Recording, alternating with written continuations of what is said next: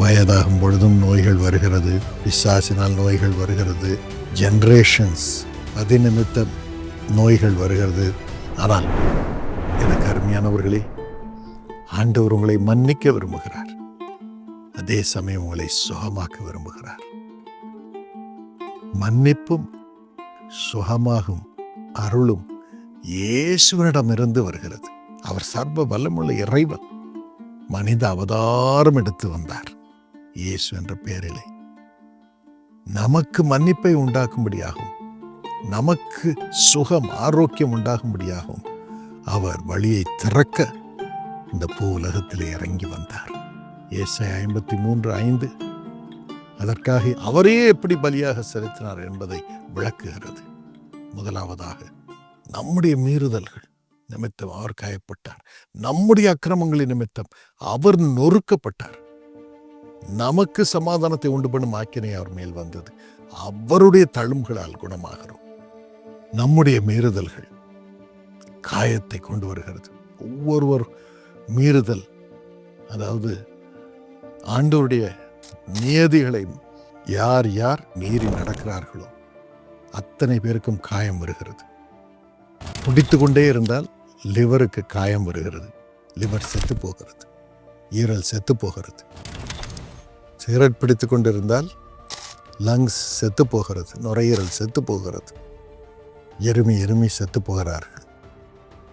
இதெல்லாம் ஒரு காரியம். ஆனால் தவறான உறவுகளில் ஈடுபடும் பொழுது சரீரமே நோயினால் பாதிக்கப்பட்டு செத்து போகிறது, உறுப்புகள் செத்து போகிறது. பாவத்தினால் நோய்கள் வருகிறது, இன்னும் மற்ற காரியங்களினாலும் நோய்கள் வருகிறது. வயதாகும் பொழுதும் நோய்கள் வருகிறது, பிசாசினால் நோய்கள் வருகிறது, ஜெனரேஷன்ஸ் அது நிமித்தம் நோய்கள் வருகிறது. தாத்தாக்கு இருக்கும் சர்க்கரை வியாதி பேரனுக்கு வருகிறது என்றெல்லாம் வருகிறது. ஆனால் பாவத்து நிமித்தமும் நோய்கள் வருகிறது. பாவ செயல்கள் அது காயத்தை உண்டாக்குகிறது. சரீரத்தில் காயம், உறவுகளில் காயம், ஆசீர்வாதத்தில் காயம், பரிசுத்தத்தில் காயம், ஆவியில் காயம், பயங்கர காயங்களை உண்டாக்குகிறது. ஆதியாகமம் 3:3 விருட்சத்தின் கனியை புசிக்க வேண்டாம் என்று ஆண்டவர் சொல்கிறார். ஏவாளும் ஆதாமும் புசிக்கிறார்கள். அவர்களுக்கு விரோதமாக பட்டயத்தோடு தேவதூதன் வருகிறான். இந்த பட்டயம் அவர்களை பின்பற்றி வந்தது, அவர்களை அங்கிருந்து துரத்தியது. 2 சாமுவேல் 11 வாசித்து பாருங்கள். தாவீது பத்சபாளோடு தவறான உறவு கொள்கிறான். அவளுடைய கணவனை கொன்று தனக்கென்று அவளை எடுத்துக்கொள்கிறான். அதே பட்டயம் தாவீதின் வீட்டிற்கு விரோதமாக வந்தது. தீர்க்கதரிசி சொல்லுகிறான், உன்னை விட்டு பட்டயம் நீங்காது. எத்தனை பிள்ளைகளை அவன் இழந்து போனான். ராஜாங்கத்துக்குரிய பிள்ளைகள் கொல்லப்பட்டார்கள், பட்டயத்தினால் கொல்லப்பட்டார்கள். எனக்கு அருமையானவர்களே, ஒருவேளை உங்கள் வீட்டின் மீது இந்த பட்டயம் இருக்கலாம், குடும்பத்தின் மீது இருக்கலாம், உங்கள் ஆவியின் மீது இருக்கலாம், உங்கள் சரீரத்தின் மீது இருக்கலாம். இந்த பாவ பழக்கங்களிலிருந்து, பாவ செய்கைகளிலிருந்து, பாவ இச்சைகளிலிருந்து, பாவ வழிகளிலிருந்து என்று மனம் திரும்புங்கள். மனம் திரும்பி அந்த பட்டயத்தை உங்கள் வாழ்க்கையிலிருந்து நீக்கும்படியாக ஒரே வழி உண்டு, இயேசுவின் காயங்கள் என்று சொல்லுங்கள். இயேசுப்பா, எனக்காக நேர் சிலுவையிலே அடிக்கப்பட்டீர். நான் அடிக்கப்பட வேண்டிய காரியம், என் பாவத்துக்கு நான் அடிக்கப்படணும் சாமி. ஆனால் நீர் அடிபட்டிருக்கிறீர், என்னை மன்னியும், என்னை மன்னியும், என்னை மன்னியும் என்று சொல்லுங்கள். நம்முடைய மீறுதல்களின் நிமித்தம் அவர் காயப்பட்டார். அதை நம்புங்கள், மன்னிப்பு கேளுங்கள், அந்த வழிகளில் இருந்து இப்பொழுது விலகுங்கள். கர்த்தர் உங்களுக்கு காயங்களிலிருந்து சுகத்தை கட்டளையிடுவார், பரிசுத்தத்தை கட்டளையிடுவார், உத்தமத்தை கட்டளையிடுவார். அப்படிப்பட்ட வாழ்க்கையை கொடுப்பார். உங்கள் குடும்பத்திற்கும் அது இறங்கும், உங்கள் நிமித்தம் இறங்கும். நீங்கள் மனம் திரும்பும் பொழுது குடும்பமே பாக்கியத்தை பெறும். இரண்டாவதாக, நொறுக்கப்படும்படியாக அவருடைய சரீரத்தை ஒப்பு கொடுத்தார். எதற்காக? நம்முடைய அக்கிரமங்களின் நிமித்தம். வெளிப்படுத்தின விசேஷம் 2:14, 2 பேதுரு 2:15 பிழையாம் என்ற மனிதனை குறித்து எழுதப்பட்டிருக்கிறது. அவன் என்ன செய்தான்? இஸ்ரவேல் ஜனங்களை சாபத்துக்குள்ளாக்கும்படியாக அவர்களை இச்சையின் பாவத்திற்குள் நடத்தினான். அவர்களை வேசித்தனம் பண்ணுகிறவர்களாக மாற்றினான். இஸ்ரவேல் ஜனங்களை சபிக்கவே முடியல, ஏனென்றால் அவர்கள் ஆசீர்வதிக்கப்பட்டவர்கள். ஆனால் அவர்கள் அழிக்கப்படும்படியாக அவன் வேசித்தன ஆவியை, வேசித்தன வழிகளை அவனுடைய ஜனத்தார் மூலமாக அவர்கள் வாழ்க்கைக்குள் அனுப்பினான். அந்தோ அது நிமித்தம் பட்டயம் அவனை பின்பற்றி வந்தது. அவன் செத்து போனான். இந்த பட்டயத்தினால் அவனை கொன்றார்கள்.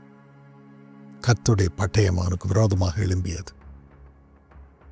உங்கள் நிமித்தம் பாவம் குடும்பத்தில் வந்திருக்கிறதா?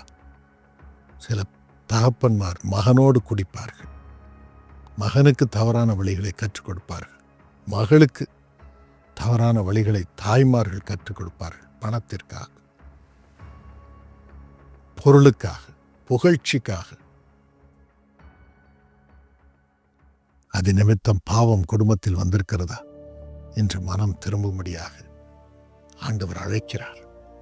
ஆனால் இந்த சாபத்திலிருந்து விடுதலை பெற, நொறுக்கப்படும் நிலைமையிலிருந்து விடுதலை பெற ஆண்டவர் இயேசு நமக்காக நொறுக்கப்பட்டிருக்கிறார். இயேசு நம்மை விடுவிப்பார். நீங்கள் நொறுங்கி போக வேண்டிய அவசியம் இல்லை.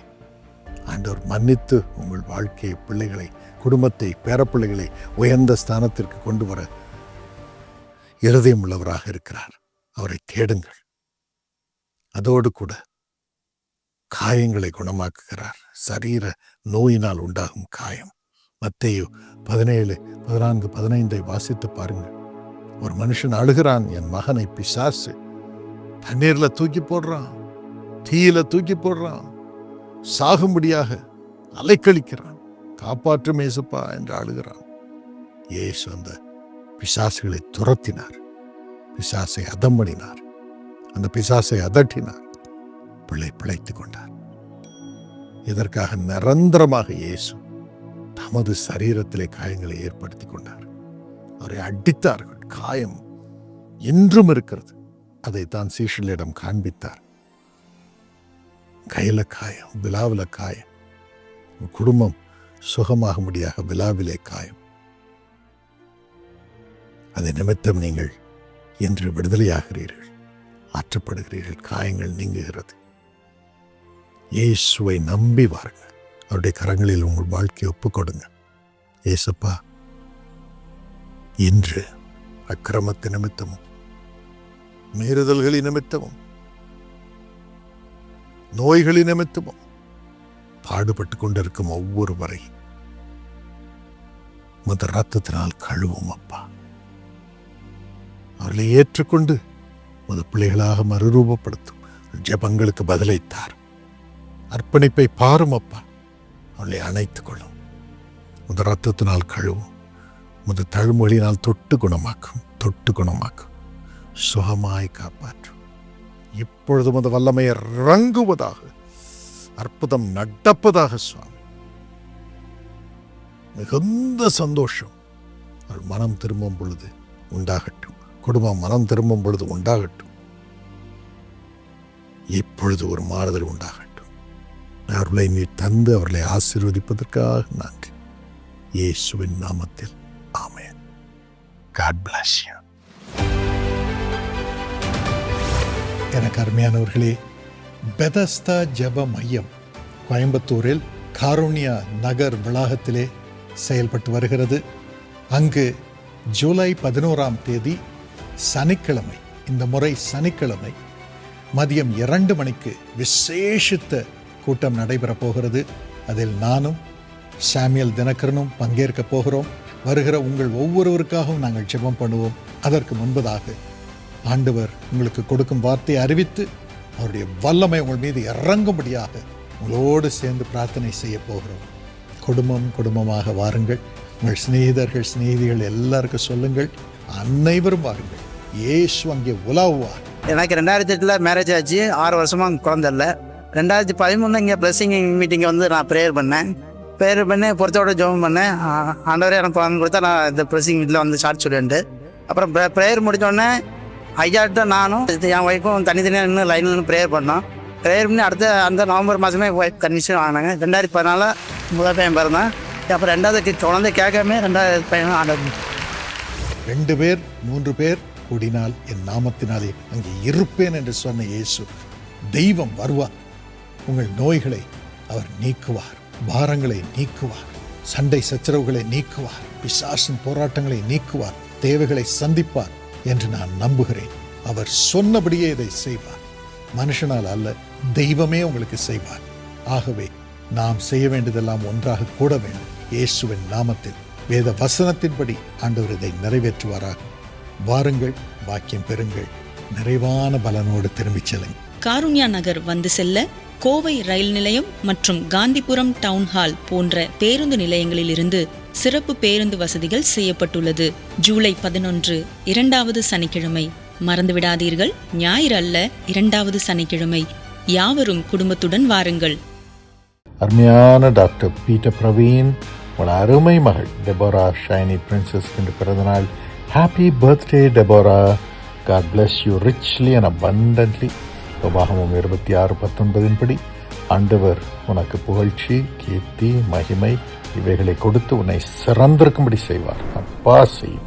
இந்த வசனத்தை அப்படியே மகள் டெபோராவுக்கு செய்யும். அப்பா ஆண்டவனே, நிறைய மார்க்கை நேர் பிள்ளைக்கு தாரும், ஸ்காலர்ஷிப் கிடைக்கட்டும், எதிர்காலம் ஆசீர்வதிக்கப்படட்டும். அப்படியே டாக்டர் பீட்டர் பிரவீன் எல்லா ஈவில் பவர்ஸில் இருந்தும் விடுதலை அனுபவிக்கட்டும். அப்பா ஆசீர்வதியும். வர வேண்டிய ப்ராப்பர்ட்டியெல்லாம் வரட்டும். அப்பா ஆண்டவனே ஊழியத்தில் வல்லமையாக உபயோகப்படுத்தும். ஷீபா அவர்களுக்கு நல்ல குரலை கொடுத்து வல்லமையாக உபயோகப்படுத்தும். மிஸ்டர் டெனிஸ், மிஸ்ஸஸ் செல்வி டெனிஸ் அவர்களை மறுரூபப்படுத்தும். இயேசுவின் நாமத்தில் ஆமேன். God bless you.